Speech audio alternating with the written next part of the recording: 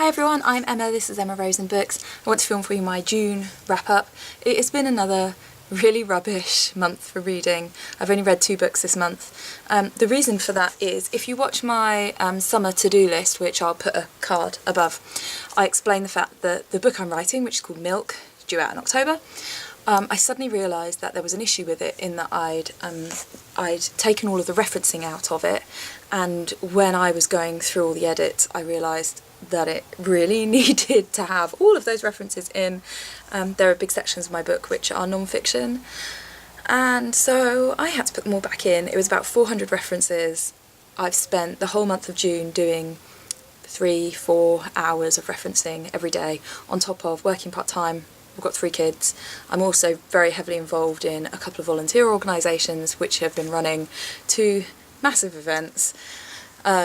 So June has been crazy, and obviously a lot of my reading time has been spent reading things I needed to reference from. So yeah, it just wasn't, I didn't have the time. Anyway, I did read 2 books. So the first one was Successful Self-Publishing by Joanna Penn. Joanne is the lady behind the Creative Penn, so the YouTube site and the website. And she's absolutely brilliant. If you haven't checked her out and you're interested in the AuthorTube side of YouTube, she's well worth a look, or if you're thinking of publishing your own book or anything like that. Anyway, she made a video recently, and of course I'll link her below, but she made a video recently about a new book she's brought out which is about publishing non-fiction, which I thought was interesting, and I sort of had a look through her books that she's published in the past, and one stood out to me, which was Successful Self-Publishing. So not only because the content looked really good, but also at the moment it's free on Kindle. So I was like, well, I want to give that a little look and see, you know, how I feel about her writing style and her books. So anyway, I thought it was a great book. It is quite a short book, but everything's succinct, everything is there. One of the reasons why I wanted to read her book is because she's a UK-based writer, self-published writer, and although I've read a lot of stuff from US writers, and obviously watched the YouTube videos by like Jenna Moreci and Kristen Martin, and lots of people like Vivien Reis and Natalia Leigh as well. And although there are going to be massive similarities, there are slight differences with publishing in the UK. So I wanted to get an overview, and I felt I got that. However, I have done a lot of research, and so an awful lot of what she said I did already know. Nonetheless, it still provided me with sort of consolidation and kind of validation as well that I'd got things right. What I would say is this book is absolutely brilliant if you're looking for exactly that, just checking that you've thought of everything, that you've got everything right, you know what you're doing. Or if you're new to this, it's a really good guide to everything you need to do, very clearly laid out. It was a great book and I thoroughly recommend, and I hope to read some of her other titles. The second book I read is one of my book club reads. My book club that I'm part of, we affectionately call Snack Club because we eat more snacks than reading books. The Snack Club book this month is one that I don't think I'd have picked up. They quite often are actually, and it's part of what I like about book club, Snack Club, because it broadens my horizons a little bit. It means that somebody else has picked a book for me that I wouldn't normally pick up, and I think that's brilliant. Sometimes that leads to me reading something that I really enjoy, and sometimes not so much, and this book was very kind of bleh. The book was The Betrayals by Fiona Neill. I really didn't enjoy it all that much. The concept is that there are 2 families, and the husband of one family sleeps with the wife of another family, and then they end up going off together. And you kind of look at all of the events that have unravelled in the family over the years. I have a few issues with the book. First of all, the actual title of it, The Betrayals. There are betrayals in the book. I mean, for example, the 2 people who go off and leave their partners and go and marry each other, that's a betrayal, and there are instances of things within it.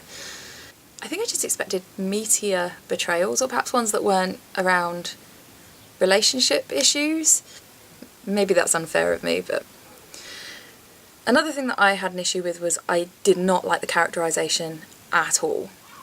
I just found the characters very kind of 2-dimensional, predictable, a bit kind of caricature-like. you've got like your overworked doctor who has no time for the family, you've got like your midlife crisis guy, you've got your pretty bohemian kind of head all over the place kind of person, you've got like your music guy who's going out to all these parties, you've got like the pretty stuck-up daughter who's a bit kind of mean girlsy, and like the kind of cool but really lovable like boy, and the like super sensitive trainee doctor. I don't know, just all of them, they just went deep enough. I wonder whether, I don't know. The only one that I really felt otherwise about was Daisy. Daisy's character is amazingly written. She has OCD, and the way that that's explained is really good. It really gave me a window into what it might be like to have OCD, particularly I have a fear of flying, and when I'm on a plane I start to worry that if I think about something happening to the plane then it will happen. And a big part of Daisy's OCD is explained that way, that if she has negative thoughts about things happening to members of her family then they will happen, and she has to do all these like protective things to stop those things from coming true.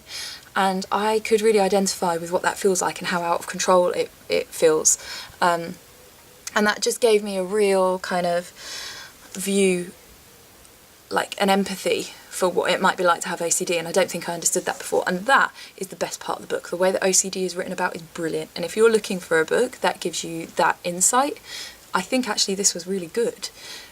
But other than that, I just kind of found everything else a bit underwhelming, and that's another point. The big plot points in this book, the things that are kind of led up to and alluded to, and all the like denouements in the book, I did just find all of them underwhelming.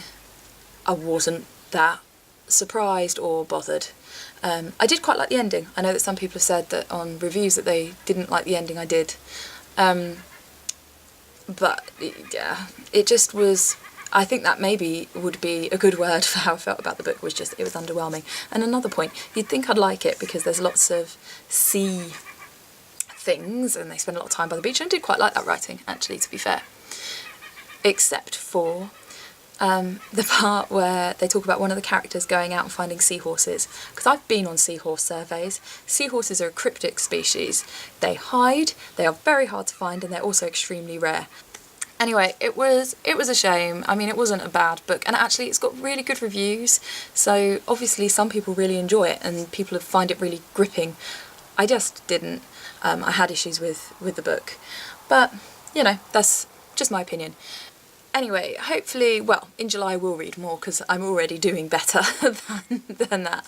So my July wrap-up should be considerably better than the last 2 months, which have just been 2 books, I'm too busy. But these things happen, life gets in the way. Anyway, please like if you did, please subscribe if you'd like to see more videos about books and also about my writing journey, and leave me a comment if you'd like to, and I will see you all next time. Bye!